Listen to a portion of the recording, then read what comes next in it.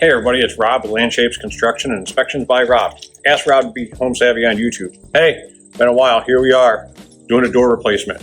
Just a quick DIY / tutorial of what we are doing here. We are going to include a list of items that you'll need for a basic door replacement. This is a great example of something that you could possibly do yourself with very minimal tools and probably a easy install for the average person. As you can see, we've already removed the old door from its opening. We have checked the frame to make sure that there's no rot or decay. The door frame opening is decently square, and what I'm saying with that is that if you measure from corner to corner, the two opening corners are equal within distance that you can actually put the new door in there.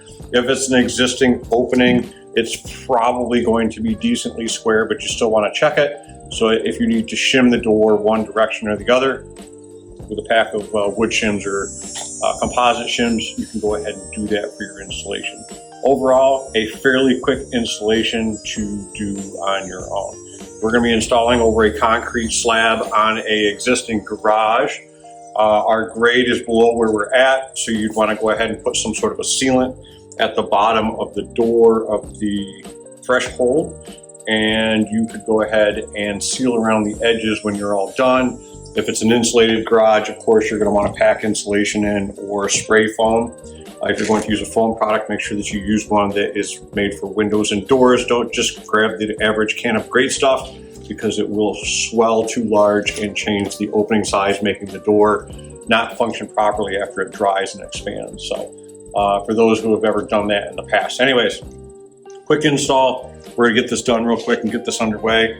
Again, we're gonna include a list of tools, the basic things that you're going to need on the doors and stuff like that. It comes with a handy dandy list of items that you need and what you can do to the actual door. We're installing a 9-light, 32-inch steel framed door, or steel slab with a wood frame. This has a composite base so that it doesn't rot out, for a little bit longevity on that. But those are questions you can ask us if you want. Let's get to it. Okay, so we've unpacked our door. We've checked the outside of the door to make sure that we have all of our hardware and fasteners, because a lot of companies like to fasten their fasteners at the top of the door frame and any information around the outside. You're going to want to make sure that you remove any of the shipping plugs when you get it close to the actual opening so that you can pick it up and set it in the framed opening.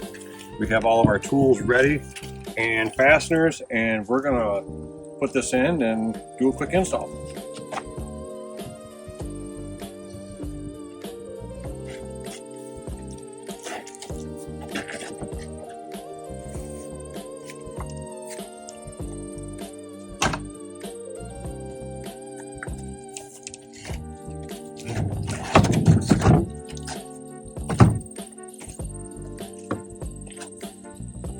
Okay, everybody, now that you actually have your door in the actual framed opening, you're going to want to check it for level and plumb. So we are going to set our door to that location, which is good.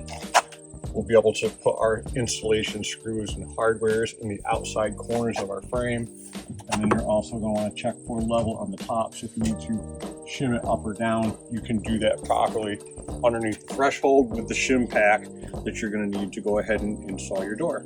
So on to the next step. Okay, as next part of the installation, once you actually have your door frame in place, and it's always nice to have a lovely assistant like I do,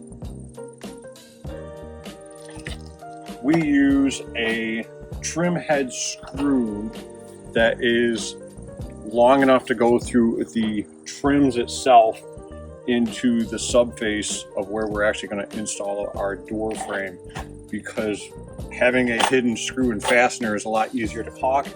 The screws have a much smaller head on the top of them so that they can be blind fastened into the actual door trim. We fasten ours from the outside. There are many methods that are on the market on how people fasten the doors. I won't go into a giant debate on which is better. This is our method, and we like how this installs and it finishes for our installations. With that being said, this is where it would be nice to have your lovely assistant.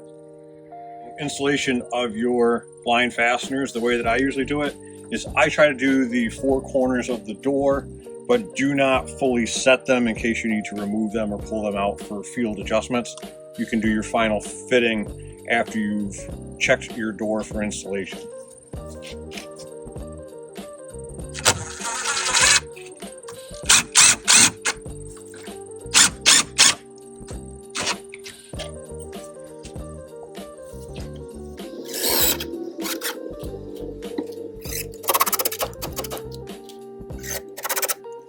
Okay, now that your door is actually in and set, in general, you'll have the ability to go ahead and open the actual door itself to the inside. We've already removed our shipping plug so that we can come in.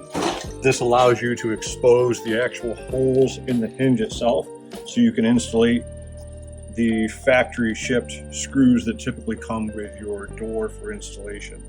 This is where you'll want to make any final adjustments before you set these screws, because once this is set, this jamb on the door is going to be your final set.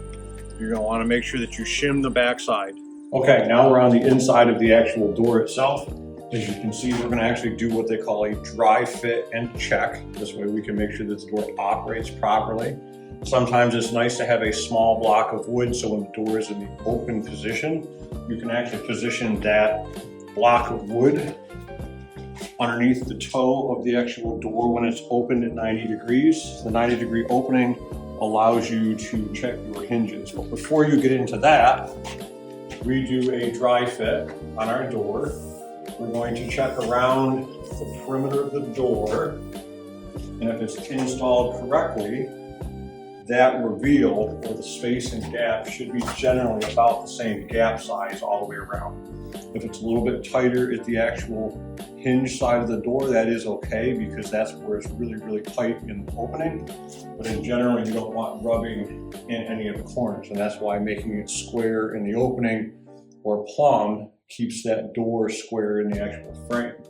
Now, as you can see, there's a gap on this right-hand side of the door at the top. It's tight on the left,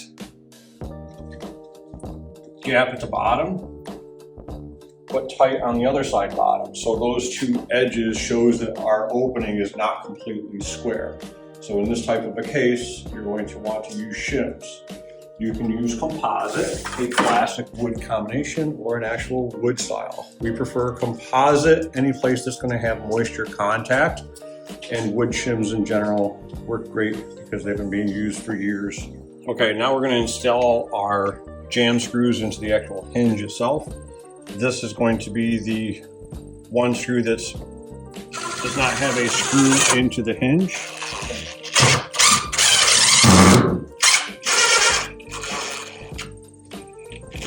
So in general, you're just going to snug that down. You don't need to torque them real hard. Just get them flush with the frame, because as you're opening and closing the door, you don't want the hinge to impede full closure of the door when you're checking things out. Now we shim the very top on the inside, so we're going to drive our screw through our shims.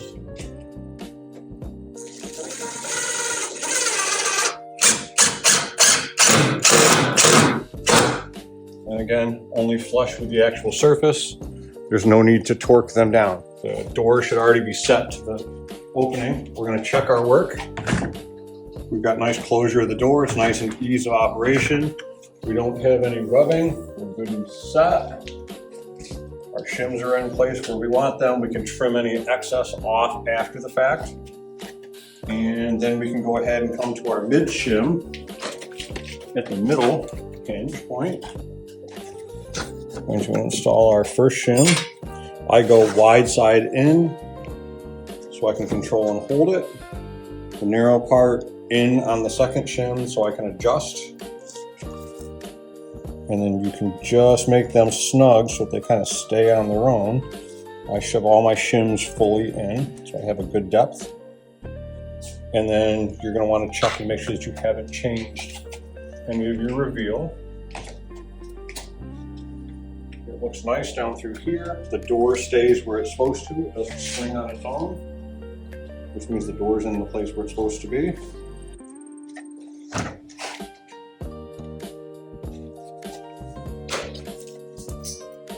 Quick trim with a razor knife.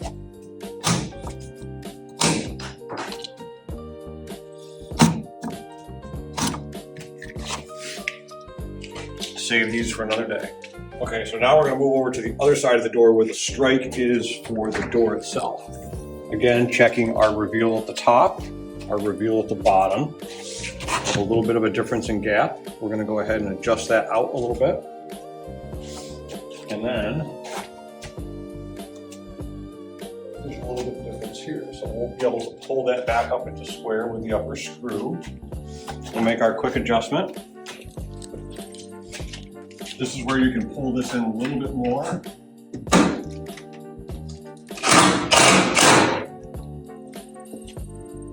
A little is a lot. And now we have a nice, clean, true door opening all the way across. Don't worry about the small light at the very bottom of the door. They come with seals that you are supposed to install after the fact, shipped from the factory. Now we're going to set our strike distance so that the reveal up the side of the door is where it needs to be. Again, back to your shims and your cutoff pieces that you've been saving. We're going to check him, make sure we like our reveal. Looks pretty evenly straight. We'll set our other shim. Actually, we have a little wider one, so you'll have to adjust your shims according to how much space you have in there. That's why your saved cutoff pieces are good for this. All right. And then you can actually grab your lock set and your strike plates, and we can actually do that installation next. Okay, so we are installing a quick set lock. These are the rekeying type. These ones have a smart key for the security, which allows you to insert the key that comes with this so you can match an existing key that you have on your house. Now keep in mind, there are many brands of keys and locks on the market. It's best to have something that has a similar type key, to have the same key keyed to each key so that they all work together. We're using this because we stick with a typical quick set type lock, which is very common on the market. Solage has a different type of key that's used in these locks. They will not match across the different keys because they will not insert into the keyhole. Aside from that being said, that's a whole nother topic for another day. We are going to install these because we're going to want to be able to rekey them to the existing locks that we have at the house. This allows us to put them in the garage. So basically, for your lock and deadbolt install, your door, of course, is going to have to come with a 2-hole knockout for a installation of a deadbolt. If your door only has a single hole, it's going to be just for a standard lock set. That's going to be an option for you. We have a 2-hole set, so we can put our lock and our deadbolt in. Now we're going to set our lock set first. As part of that, when we install this, we're installing this into a garage, which may not be the same as when you're installing it into your home. We do not have drywall or a finished surface on the inside of our actual building itself. So we have a reveal to the inside of our building, and you can see some of the exposed openings that are in here. So this is very normal for an unfinished area, where if you're in your actual house, you're going to have an interior trim that you would have to remove from the space of it, and you'd have to reinstall that. And then you're also going to want to order a door or purchase a door that is the correct thickness for the actual wall that you're installing it into the actual opening itself. I will try and post a video at another time of choosing the correct door for the opening and size, which may make this part of the process a little bit easier. So avoiding making a long video, we'll just keep it simple to the install. Okay, so having the right tools to do the right job, safety first. Let's protect our knees. You have an inside and an outside to a lock set. Knob goes to the inside, lock goes there. I've done hundreds of these, so still in keeping with process, I like to lay my stuff out because it makes it easier for installation. We want to make sure that our wedge on the actual lock set itself goes towards the outside of the door. The flat spide with the extra tongue goes to the inside. Key slides into the lower opening. Our upper opening is going to be for our deadbolt, handle and lock set at the lower position. Outside part in, there's a half moon. You're going to have to slightly depress him so that he can move this to the back, allowing him to slide in nice and clean. I pre-assemble this before I screw anything together. That kind of helps hold thing in nice ease for installation. Handles facing to the back. As he comes together, our locking knob, you're going to have to rotate him a little bit to line up with the plunger on the inside. Once that does that, they will sandwich tight to the door and they'll look nice and even. Our face like this. Our hardware for our door. This is for a bore strike if you do not have a strike plate or the recessed hole. Typically we just set that aside because we do not need him. This is your Allen wrench to change your position of the lock set or swap things around if you have a different door set. That is also included in the instructions inside the lock itself. We have our keys and the rest of our hardware and information in the box. On the back side of your lock set, there is a code. That code is the key number for your key, which tells a locksmith how to cut the actual notches in the actual key itself. Based on a quick set key, those will match. Our strike plate, of course, will go in our lower position. We'll use him for final installation once we get the strike and all of that put in the door. We have a package of hardware, which will include typically 4 screws for installation of your strike and your latch, and then 2 of them for the actual handle set. Those 2 are going to go here. Sometimes lining the screw up into the little itty bitty hole that connects the 2 halves together will test your patience. Okay, so for your tip of the day, these come with a small Allen wrench for the lever set that we actually have. You can now remove the actual inner handle.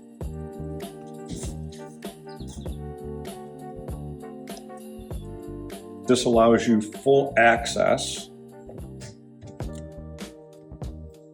to the screw set.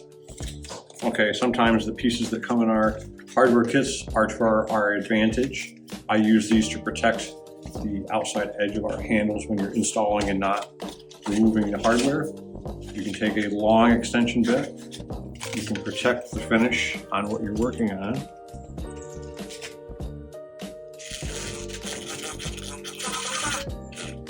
Let's get these where we want them.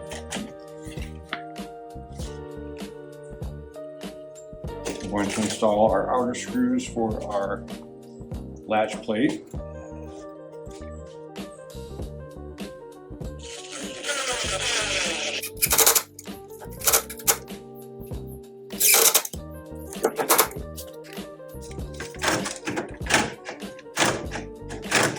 You can over tighten these and make it very difficult for these to work. So having this nice and level and set where you want it is very important. And then you can go back through and snug these down. I've done this many times with a screw gun. I would recommend for a basic installation that you would use a screwdriver so that you don't mar finishes and over tighten them. If you're going to use a screw gun and it has adjustable torque settings, turn it down to a low torque so you don't over tighten and strip your hardware, because if it's over tightened, what will end up happening is your latch will not want to go ahead and go back to a normal position. Now we have the lock in our door. You can check operation to make sure that your keys are going to work. You turn your knob so that operates. It does go to the lock position, unlock position, And again, your key set will come with instructions how to smart key changeover to an existing lock in your house. This will not change the locks in your existing house. It only changes this key to an existing key that you would have for your house of the same type.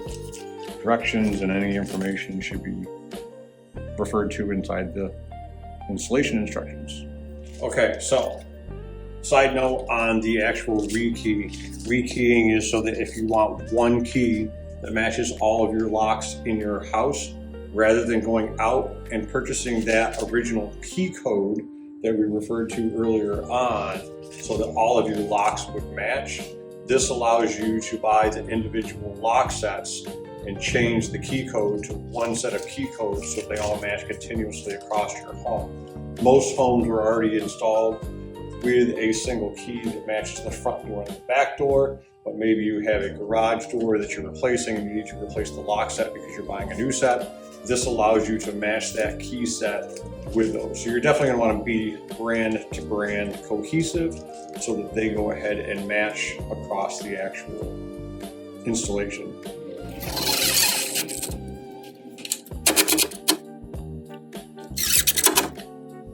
Okay, now that your lock and your latch are all installed, we are going to check the operation of the actual latch to the door strike. Most doors have a 2-position lock. This is what they call day-to-day position with this little key back. Your door may or may not have those, but this is actually for a weather lock. Most everybody doesn't realize that when this second latch goes into place, this allows your door to close really, really tight against your seals. So day to day, you just close your door, you're running in and out of your house. You're not worried about that energy tight seal. The secondary latch, when you push that in, there's a small metallic click, which sends that other latch into place, locking the door tighter against the actual seal. And now you can see there's a whole lot less light at the bottom corners of your doors. Again, we're going to install the air seal wedges at the very bottom of this after we're done. So we have a handful of things that we need to go ahead and clean up here. But for the most part, your door installation is done. We're going to go ahead and tighten up our fasteners on the 4 corners on the outside, because now that our door is in and we like our operation, we can finally set those screws. We're going to install a couple more extra trim screws to the outside trim, and then your door installation for the most part is complete, other than weatherization, caulking, and the other stuff. So we have a handful of things that we're going to go ahead and wrap up here, and then I'll check in with you once we get through all of those details. We still have to install our deadbolt into the store, of course, and then other things to wrap up. Okay, so one of the parts of the installation of a door is you're going to want to go ahead and caulk your actual door frame into place. Talk about caulking and weatherization real quick. Caulking around the perimeter of the door if you're going to have a paintable surface, i.e. wood siding, composite or something, and then wood trims that you're going to go ahead and paint.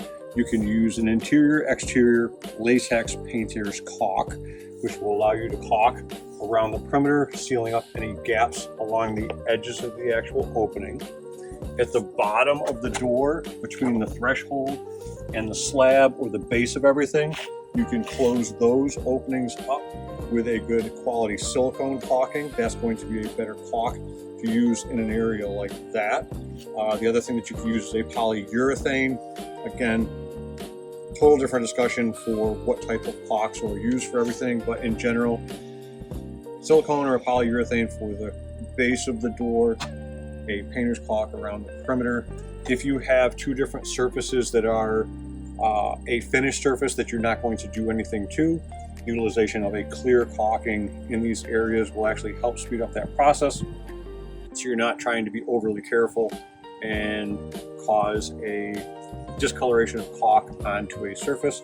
So use a clear, it might be a quicker installation for you. Okay, for the inside of the actual door for weatherization, there are several methods that are able to be used to close up the gap between the door frame and the actual framing of the actual home itself. So before you install any of your interior trim, you can use a simple spray foam window and door caulking. Typically it's 1/3 of the volume of caulk or foam into the actual opening itself, and then you can foam in that actual gap itself. trimming off the excess after it dries. Don't play with it when it's still wet. It'll get all over your fingers and make a mess. The other option is to go ahead and tuck insulation into there. Don't over jam insulation in there because you can wedge it out further and cause a misalignment of the actual framing that you just did. So just tucking some loose insulation in there is also an acceptable method.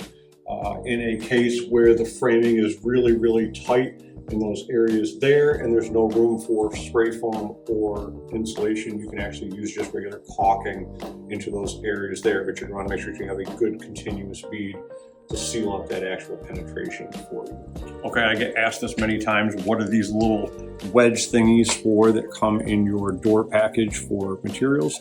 These are the bottom trim insulation pieces for stopping air and light from coming around the base of the door. I like to fold these in so I have the ability to do this. You can just eye it and shove them in there. You're going to want to have something close by that you can sit behind your door seal. Open him up so you can get your finger behind here. This guy goes in here at the very bottom. He wedges tight to the bottom of the sill plate, all the way to the back, and then he folds into the actual corner there. That stops that light space that we saw earlier on and closes the opening the rest of the way. So when it's installed. Okay, installation of a quick-set smart key security keyed deadbolt. We are going to match our deadbolt with the actual lock set that we have. Previously, we had talked about the smart key option or the other option of matching the actual code to the code so that we have a matching key set. As you can see, these two do not match for key set codes. Again, this is what this process is going to help speed up. This is why we opt for the quick set smart key. Okay, so all of your lock sets have different installations on how they're going to come together to actually operate the latch itself. So individually, they will have a little bit of a different installation process. For this lock set, this one actually has an upper and lower shaft that operate the actual mechanism inside. We're going to install our inside section first into the actual hole. Sometimes it takes a little bit more process to get this done. We're going to dry operate him to make sure that he operates in the correct direction. So he's wrong operation.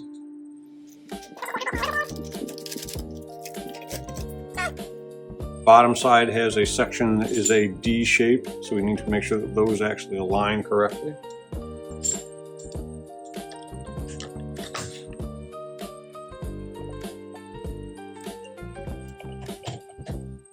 Your instructions should give you a little bit better guidance.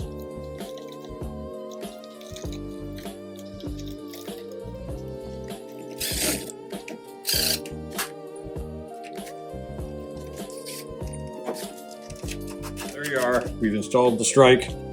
We've gone ahead and put in the lock set and fiddled around and made our adjustments. We've checked to make sure that it's got smooth operation.